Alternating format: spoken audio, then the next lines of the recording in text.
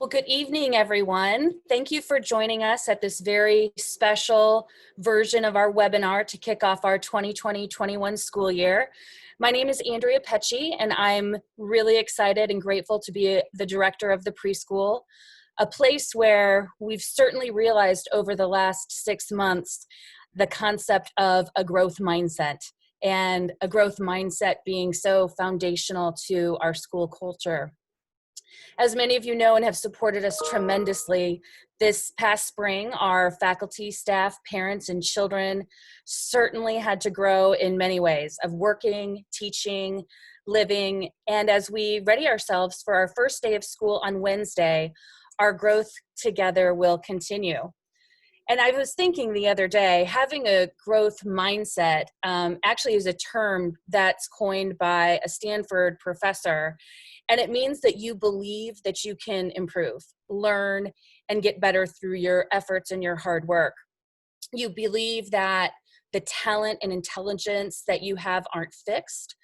Rather, they're cultivated through a lot of learning and patience.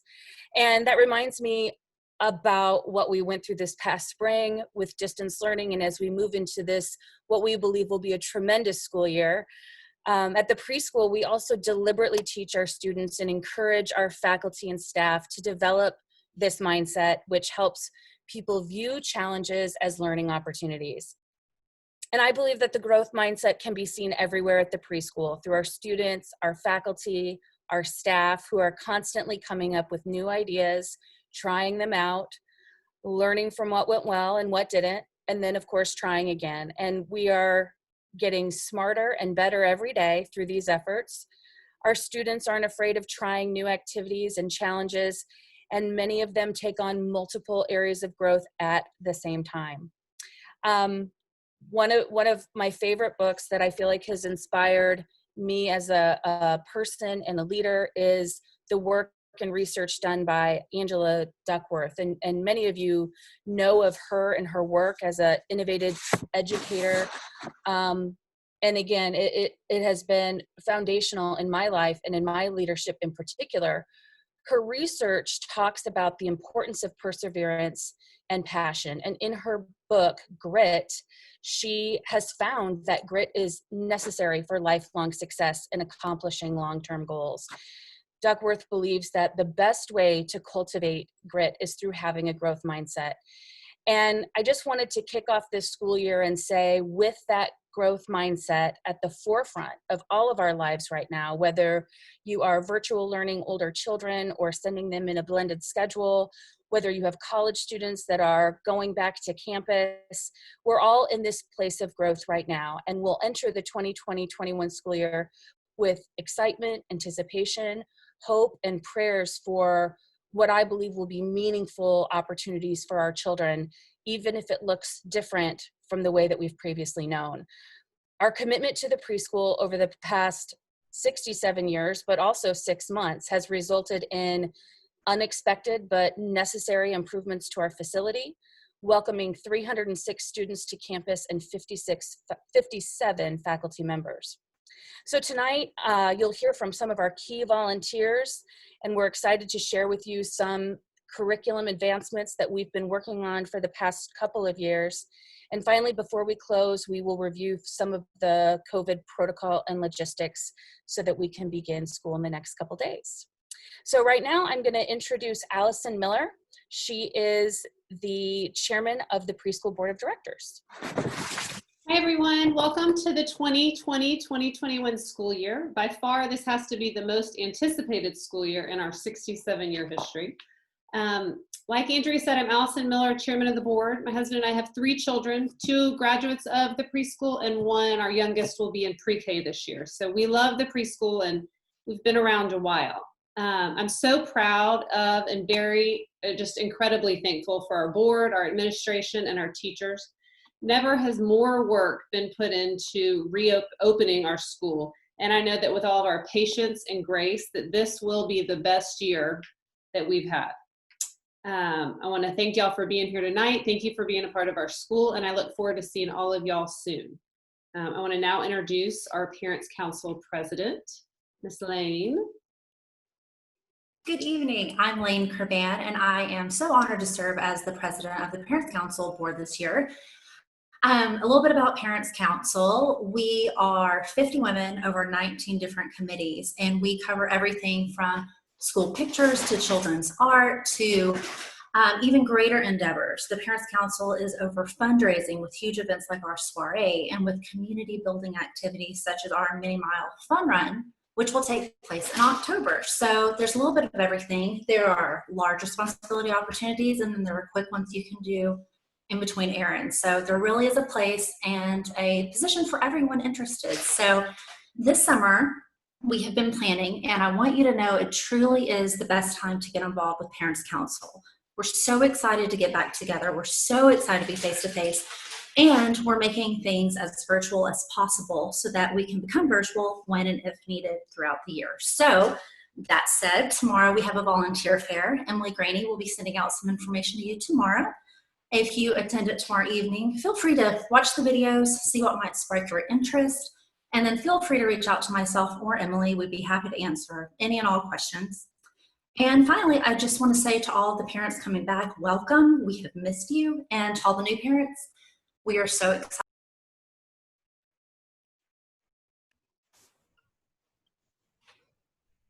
Hey everyone, I'm Elizabeth Perry.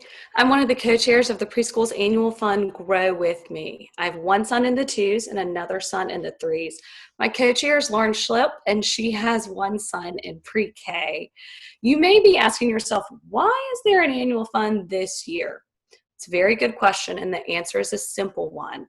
The preschool would not have been able to open for in-person learning without the assistance of the funds raised last year. What do those funds go to? They went to sinks being installed in every classroom. They created new classrooms. The smart TV boards have been installed in the rooms, and updated technology for our teachers. The list certainly goes on.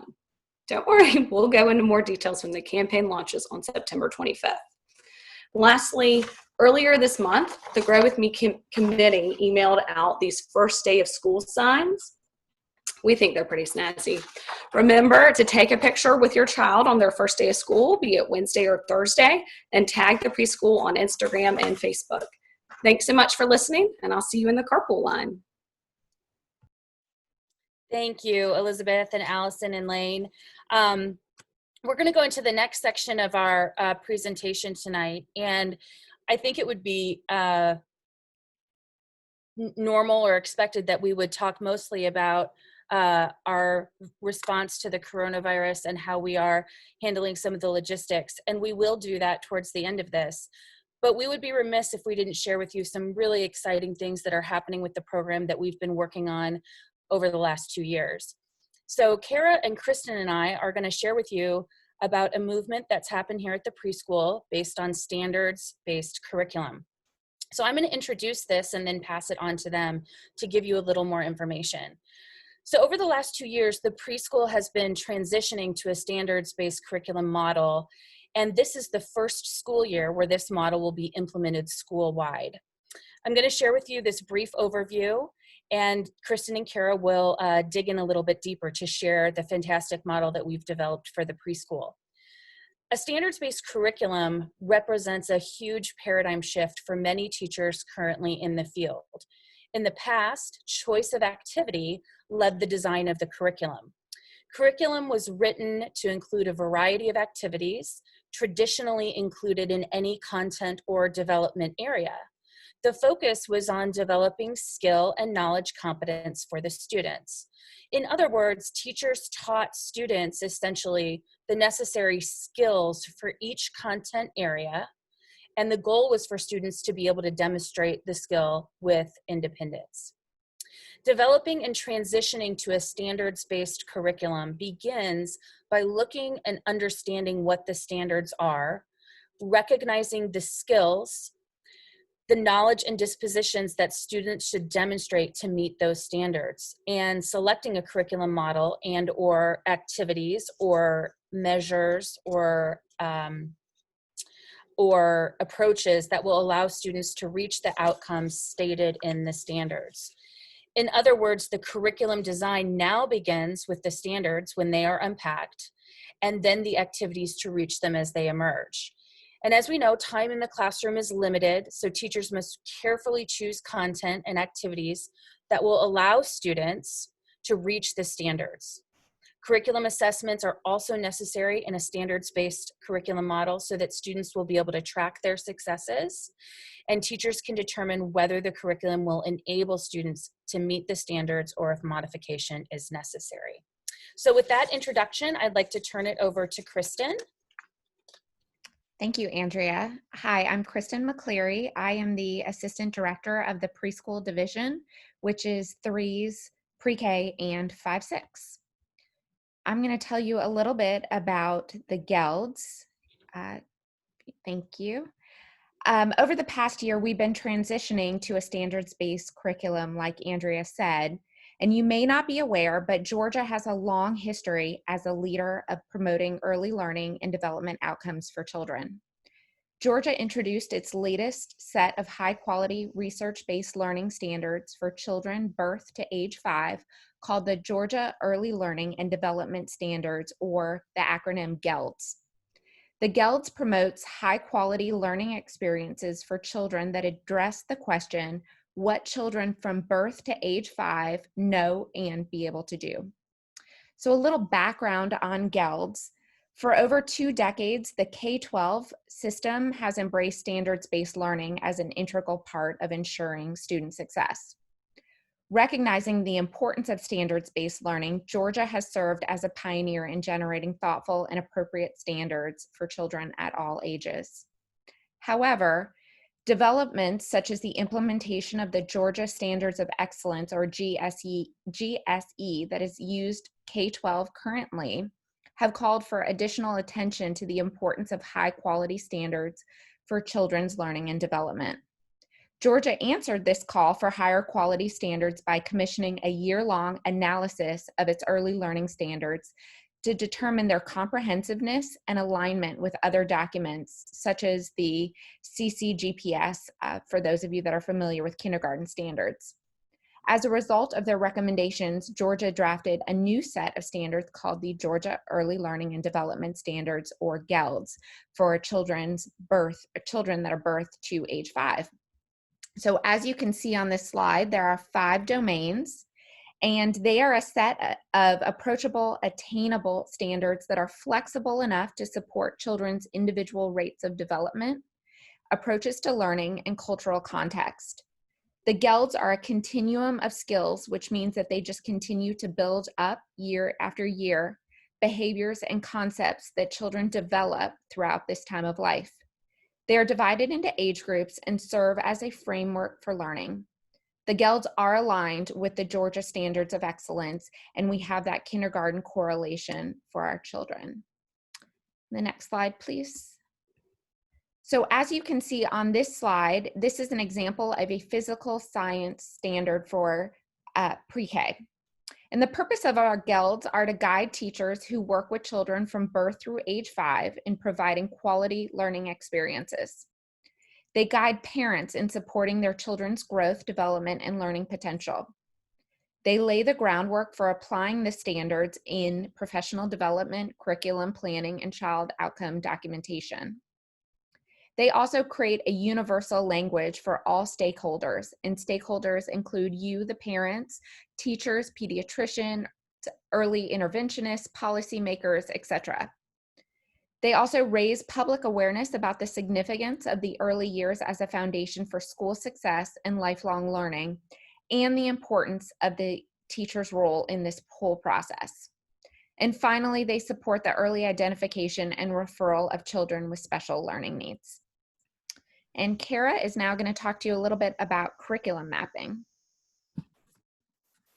Hi, my name is Kara Allen. I am the Assistant Director of Early Childhood, Toddlers, and Twos. This is my first year in administration, but before this year, I was a classroom teacher. This year will be my 20th year at the preschool. So I'm going to share with you a little bit about how we staff went how we as a staff went from learning the standards to developing a comprehensive curriculum that will be implemented with your children. The process is called curriculum mapping. Curriculum mapping is the process indexing or diagramming a curriculum to identify and address academic gaps, redundancies, and misalignments for purposes of improving the overall coherence of the content and, by extension, its effectiveness. It is basically how educators plan what subject content students will learn over the course of the year. It follows a logical, time-progressive order to give the students a well-rounded and comprehensive educational experience. Thank you, Kristen and Kara. So this slide, I'm just going to wrap it up by talking about how important the linking of early learning standards are to student assessment. Because the purpose of all of this, of having a real great, meaningful curriculum that's based on what a child should know or be able to do, really doesn't do much if that information can't be given back to you as parents, so that we know what the goals are and where a child needs to work to grow and reach that next level of measurement, whether it's excelling or age appropriate, or maybe an area that needs development.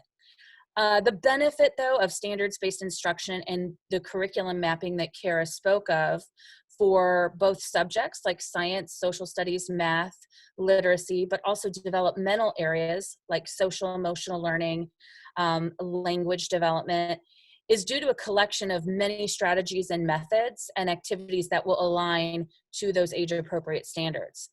Effective curriculum is planned at the preschool in a backward design for long-term results. So we're looking at how do we help the child to not only meet the standard, but we are evidencing that through the indicators, which are the observable behaviors that we would see in a preschool classroom. Because as you know, preschool children are not taking standardized tests. We're getting the information on what they know and what they're able to do through their work samples, through observations, through their language, through the acquisition of knowledge.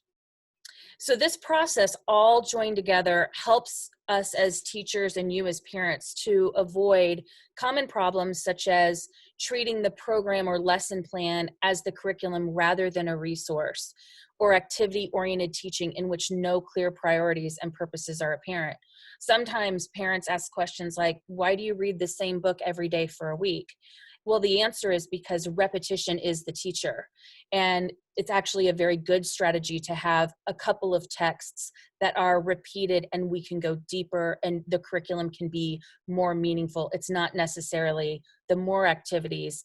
The repetition is exactly how we as adults, but also as children, learn.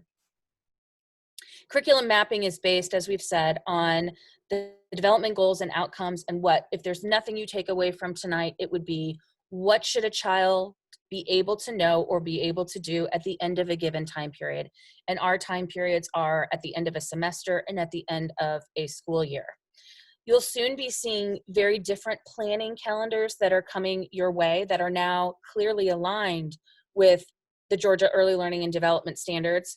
And your parent-teacher conferences will also, it is our desire that they are highly informative and very meaningful because they will be based on norm-referenced, age-appropriate learning goals and milestones. So we hope that you are as excited about this as we are. It's been a very long process that took all teachers and administrators to be on board and to move the curriculum into this backwards design.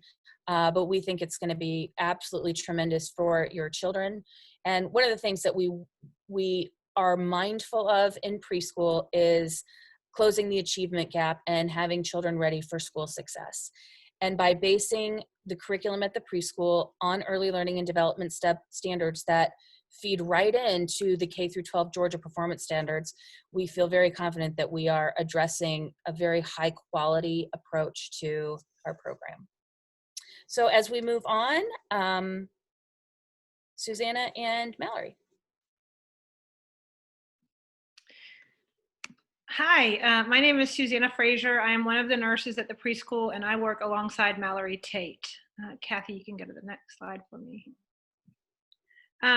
basically, how are we approaching this school year from the health office at the preschool? And I'm going to start by saying that each morning we are going to ask you to assess your child's health prior to coming on campus. This flow chart provides a snapshot of the CDC guidelines of when your child should be kept at home, but it is by no means totally comprehensive. I realize it's a lot of information on one slide, and it will be accessible on our website for you to refer to if and when you need it. This is stating the obvious, but your child's pediatrician is the medical professional who should be evaluating your child's signs and symptoms of any illness, whether it be one of the many common viruses that circulate during cold and flu season, or it be suspicious for COVID-19. Mallory and I are here at the preschool for you to serve as a resource and to help evaluate when your child should be kept home and when they're welcome on campus based on CDC and DPH guidelines and also our preschool health policy. We can go to the next slide. Mallory and I completed a contact tracing course offered through Johns Hopkins School of Public Health. And one of the key factors for successful contact tracing will be for you to notify us by email. It's nurse@prumc.org anytime your child is not feeling well. Also to notify us of any potential exposure your child or another household member may have had to someone with COVID-19. And of course, any positive test or suspected case within your household. Maintaining open lines of communication with you, the parents, is going to be critical and fundamental in order for us to mitigate possible exposure on campus. This is a lot of information, I know, but it will also be on our website. And if you really only remember one thing that I'm saying tonight, it's that we want you to contact us. We can go on to the next slide. Masking. Our task force recognizes that the topic of masking, specifically when it relates to children and especially children in a school setting, creates strong emotional responses. As you know by now, we are requiring children of a certain age to wear cloth masks while on campus in an effort to decrease potential transmission. You've likely heard this slogan before, but my mask protects you and your mask protects me. We have asked our teachers and staff to wear masks in an effort to protect their colleagues and to protect your children.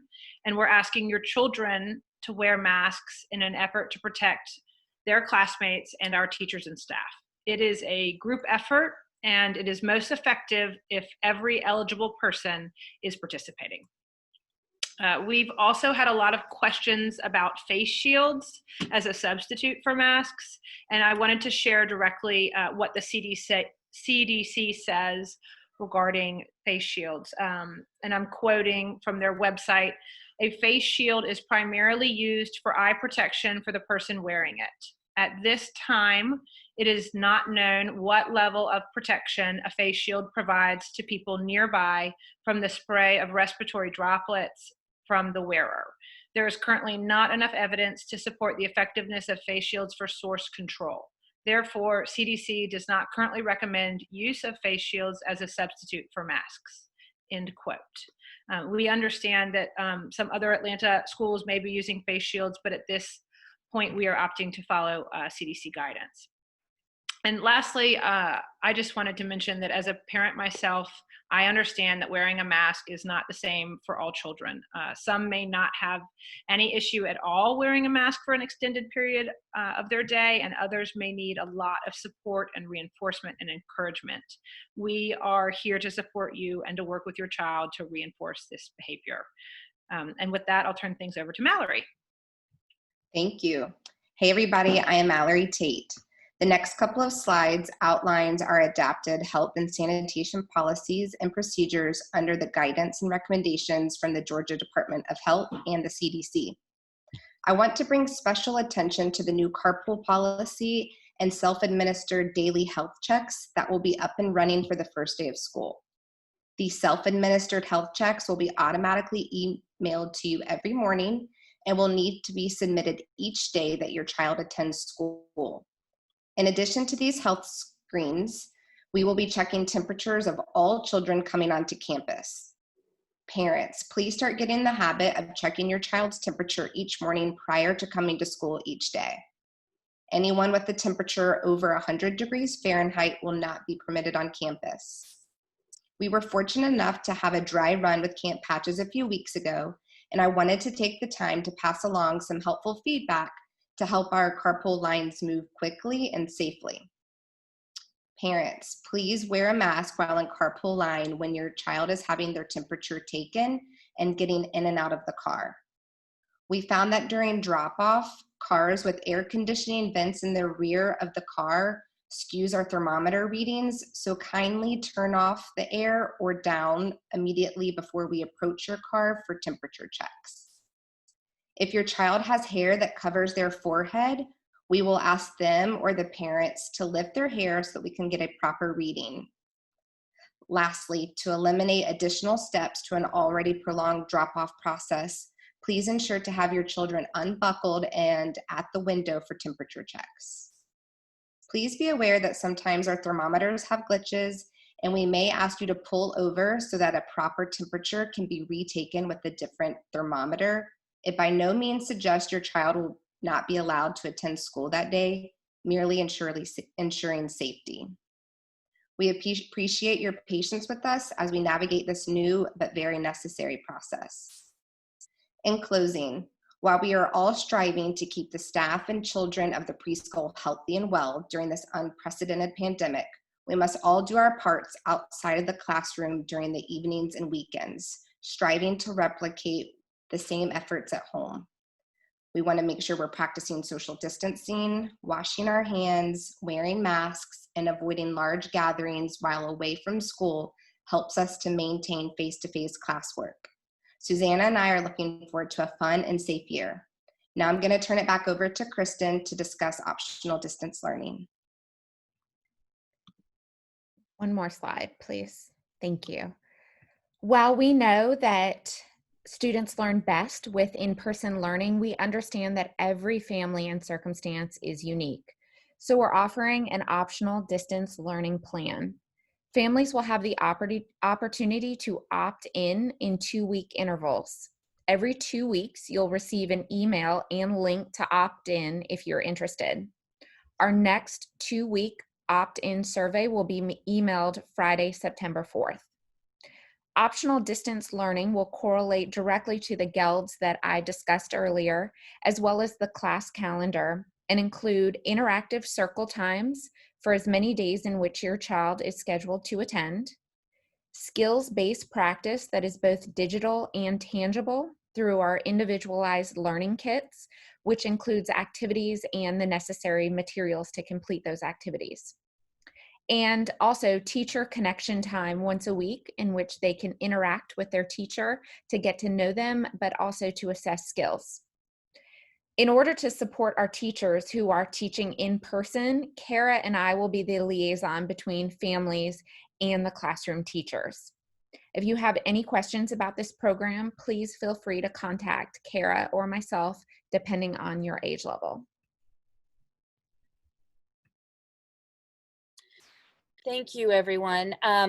This is our final slide, and in closing, I would like to just say that as a task force, we have come up with some essential agreements that will, if we all can commit to these things, we feel that we will have the safest possible outcome from an institution perspective, and we will also do our part of helping to mitigate the transmission of the virus in our communities. And part of those essential agreements are to self-screen and monitor any symptoms or members of your family, and to be in contact with our administration and our nursing office. If someone in your household is symptomatic, please don't come on campus and contact the preschool health office. Please agree to notify the preschool health office if there's any symptoms or positive COVID-19 test results. Practice social distancing as a family whenever possible. Communicate concerns or potential illness confidentially and through appropriate channels as to contribute to the accurate dissemination of critical information. For example, please contact administration or the nurse before you post something on social media, or, don't email the room mom. We really want to make sure that the information is disseminated accurately if that needs to be done. And really, most importantly, and very importantly, encourage frequent hand washing with your children and masking whenever they are in public. Like I said at the beginning, this is going to be a year of growth, but with that growth, I believe a tremendous amount of perseverance and grit. And our children someday will look back on this year and hopefully have grown tremendously because of how they've adapted and how they've stretched themselves, their minds, their bodies, and even how you have bonded together as a family in working through what has been a difficult situation, but nonetheless, we feel very excited for meaningful connections as we move to in-person learning in a couple of days.